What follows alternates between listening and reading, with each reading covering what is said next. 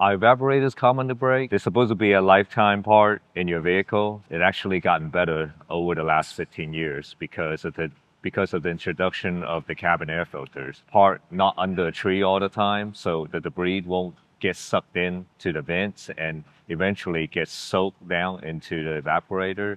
Evaporator definitely is a lifetime part, but what it really means is the lifetime of the vehicle. So it could be 15 years or 20 years. So it's not really forever. If you don't keep the drains cleaned out, like if you park under a tree or the debris is going to get the drain clogged up. We live in an area that has a lot of salt in our air.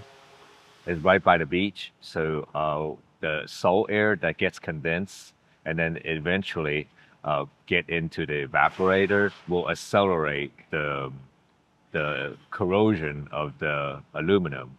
So if you don't change that cabin air filter or park under a tree and all the debris will get into the vents and then eventually it sits down into the evaporator box and it will accelerate the corrosion.